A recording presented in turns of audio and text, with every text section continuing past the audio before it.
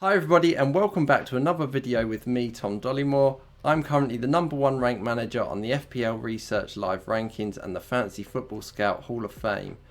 Hope you all had a great international break. I know I certainly did. I like to take these breaks to put my feet up, have a little mental break from the game and come back nice and refreshed. So let's jump in and have a look at how I did in game week 7. Now obviously I decided to play my bench boost. I kind of always planned this from the game week 6 wildcard, which set up for the bench boost in 7.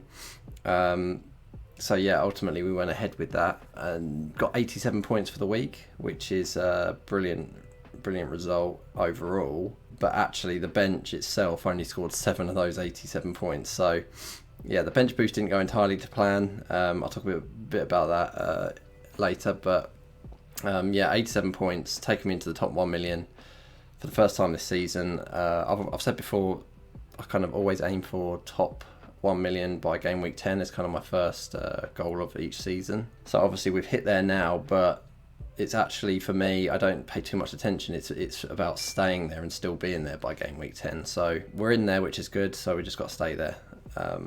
We'll see how that goes over the next couple of weeks, but yeah, we've put ourselves in a good position, so yeah, super happy about that. So just running through the team, we got 6 points from Raya. He's always going to be a super reliable keeper. Yeah, he's not often going to score massive points, but yeah, 6 points, solid. Gvardiol in defence, super happy about the 12 points here because he was kind of against the grain pick for me.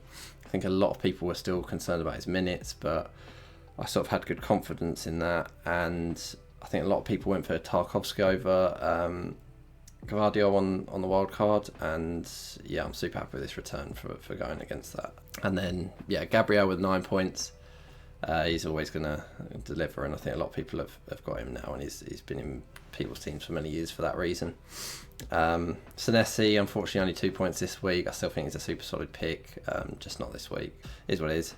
Moving into midfield, Reinders, we've got 3 points this week. Now, I think a lot of people are starting to get impatient with him, but in my view, at his price, what he's delivered so far is perfectly fine for the price he's at. So the only thing that would start putting me off him is if his minutes start dropping off.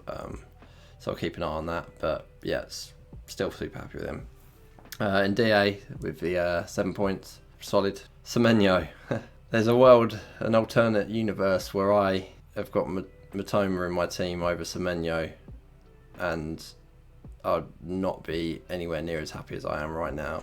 Yeah, that's a big let off. I do honestly think in prior seasons I may have gone down the Matoma route, and I did talk about the fact that I'm trying to on these close decisions, I'm going to try and stay a bit closer to what the majority of people are doing and not try and take too much risk for not a lot of potential gain. So ultimately that was the decision, and yeah, I'd be in the pits without him. So yeah, 18 points this week.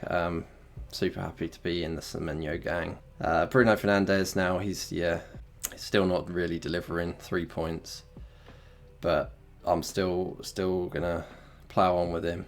Yeah, one day he'll get some crazy score and I'll be able to sit here and say yes, that's why I had him, but it's not happening yet.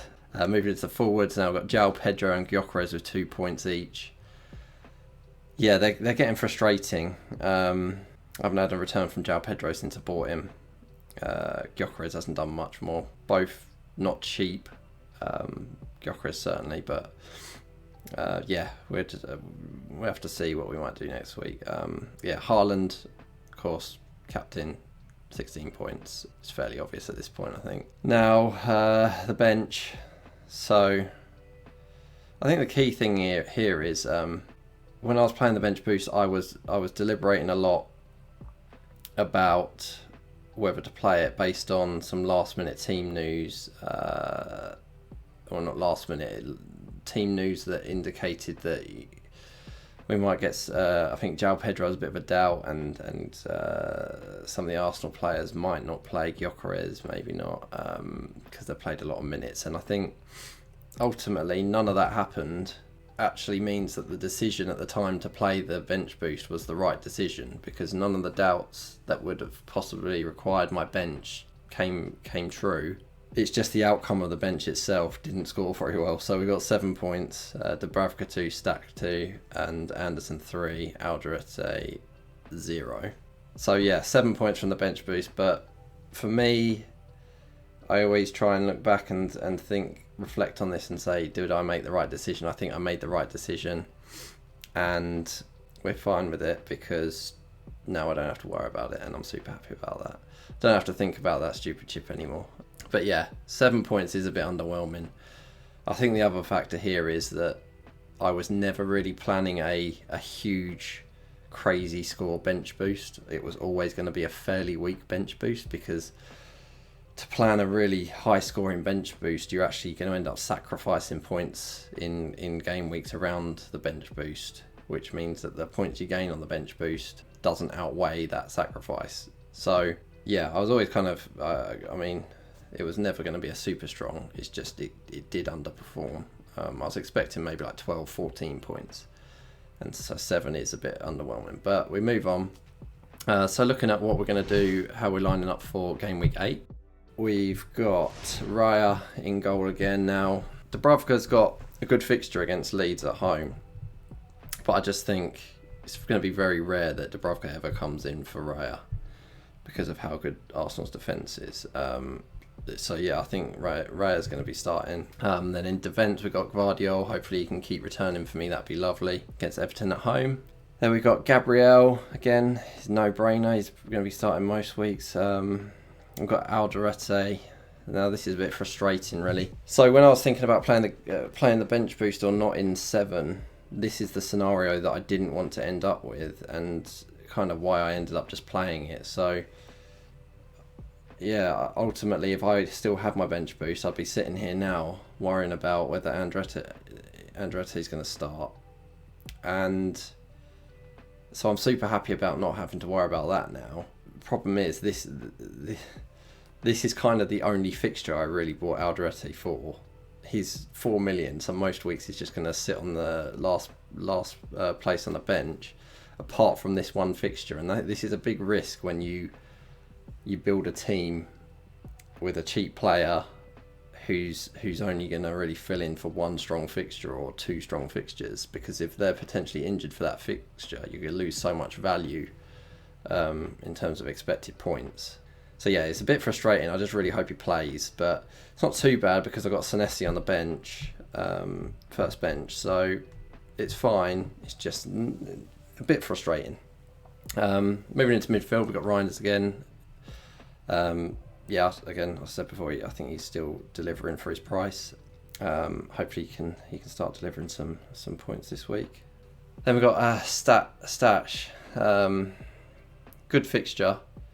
Just not sure about Stash anymore. He was subbed on 66 minutes, I think, in game week 7, and yeah, there's some Leeds fans are talking about him potentially being rotated. Some actually think that he's untouchable. So it's really hard to call, and it's one where I just want to keep an eye on. It's just for this particular week where he's got a good fixture, I really hope that he does play. Yeah, we'll see. Semenyo, obviously, I've got him, and I'm going to play him because he's been delivering the points. Crystal Palace away, not an easy game, but yeah, he's been unreal so far this season. Bruno Fernandes, Liverpool away. He's not been delivering, and it's not a good fixture at all, but he could get some DEFCON points. He could get a penalty and score it. You never know. But yeah, he's still starting. Moving on to forwards, João Pedro. Hopefully he can start getting me some points. That'd be nice to see from him.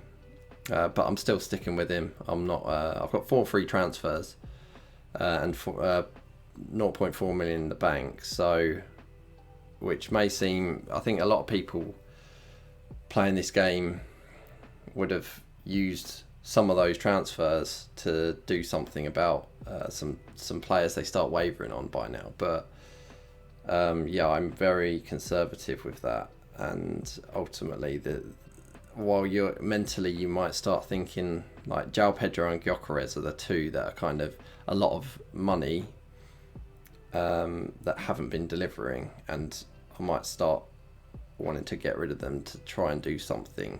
I think inherently we want to take action to try and change things in general, but FPL actually, a lot of the time it's about not taking action and being patient. So yeah, we've got 4 transfers, and I'm still going to stick with Gyökeres and João Pedro. So yeah, Gyökeres against Fulham away, and João Pedro Nottingham Forest. Now, Nottingham Forest has been horrendous, so I think it's a no-brainer to keep him anyway for this week. But yeah, we're still sticking with him. Haaland, captain. I think that's just a no-brainer at this point. Unless someone else happens to have a really good fixture when Haaland has a horrendous fixture, I just think it's getting pretty perma-captain situation right now. So yeah, the bench, obviously I've mentioned Dubravka on the bench. Senesi first bench, might have to come on for Alderete. Then we've got Ndiaye, Man City away. That's obviously a bad fixture for him. And then Anderson, Arsenal obviously been really good this season. So while Anderson's been delivering, I think that Arsenal fixture is just a really difficult one.